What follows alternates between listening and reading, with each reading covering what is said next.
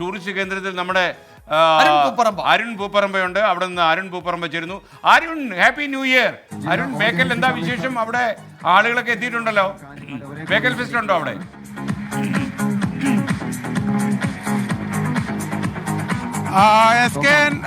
Happy new year. ഞാനിപ്പോൾ ഉള്ളത് ബേക്കലിലാണ്. പറഞ്ഞതുപോലെ തന്നെ കാസർഗോഡ് ജില്ലയിലെ പ്രധാനപ്പെട്ട ന്യൂ ഇയർ ആഘോഷം നടക്കുന്ന ബേക്കൽ തീരത്താണ് ഞാനിപ്പോൾ ഉള്ളത്. നമുക്ക് ദൃശ്യങ്ങൾ തന്നതാണ്. ഇവിടെ ബേക്കൽ ഫെസ്റ്റ്, അതായത് പുതുവത്സര ആഘോഷങ്ങളുടെ ഭാഗമായി ബേക്കൽ ഫെസ്റ്റ് സംഘടിപ്പിക്കുകയാണ്.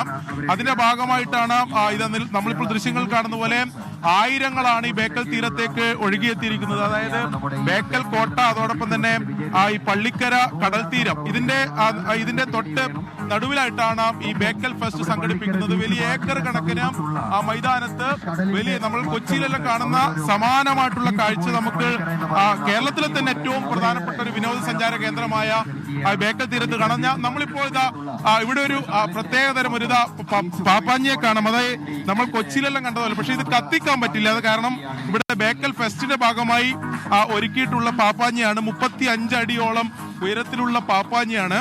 അത്തരത്തിൽ എല്ലാതരം ആഘോഷങ്ങളും ഉണ്ട്. അല്പസമയത്തിനും ഇതിന്റെ ആഘോഷം അല്പം കൂടി ആവേശത്തിലേക്ക് എത്തും.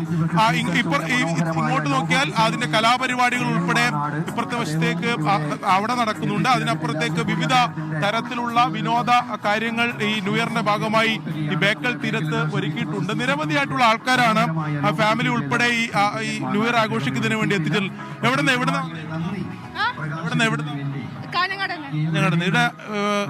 ബേക്കൽ എപ്പോഴും വരാൻ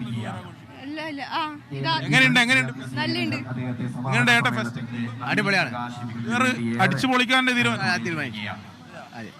എന്നിട്ട് ചേച്ചി എന്താ പറയുക? അത്തരത്തിലാണ് നിരവധിയായിട്ടുള്ള ആൾക്കാരാണ് ഇവിടെ ഒത്തുചേരുന്നത്. നമ്മൾ ദൃശ്യങ്ങളിൽ തന്നെ കാണാം. വിവിധ തരത്തിലുള്ള വിനോദങ്ങൾ ഇവിടെ ഒരുക്കിയിട്ടുണ്ട്. ഒരു ഭാഗത്ത് അമ്യൂസ്മെന്റ് വിനോദങ്ങളുണ്ട്. മറുഭാഗത്ത് ബീച്ചിലെ പലതരത്തിലുള്ള വിനോദങ്ങൾ, അത് ഫ്ലോട്ടിംഗ് ബ്രിഡ്ജ് ഉൾപ്പെടെയുള്ള കാര്യങ്ങളുണ്ട്. നിരവധിയായിട്ടുള്ള ആയിരങ്ങളാണ് ഈ തീരത്തേക്ക്. അതായത് കഴിഞ്ഞ ദിവസങ്ങളിലും ഇവിടെ ഈ സമാനമായി ജനങ്ങൾ പങ്കാളിത്തം ഉണ്ടായിരുന്നു. ഇന്ന് ന്യൂ ഇയർ ആണ്, അതോടൊപ്പം തന്നെ ഞായറാഴ്ചയാണ്. അതുകൊണ്ട് വലിയ ജനങ്ങളാണ്. ന്യൂ ഇയർ നൈറ്റ് കൂടിയുണ്ട്. കലാപരിപാടികൾ, മ്യൂസിക്കൽ നൈറ്റ് ഉൾപ്പെടെയുള്ള പരിപാടികൾ ഇവിടെ. ചേച്ചി എവിടുന്നാ?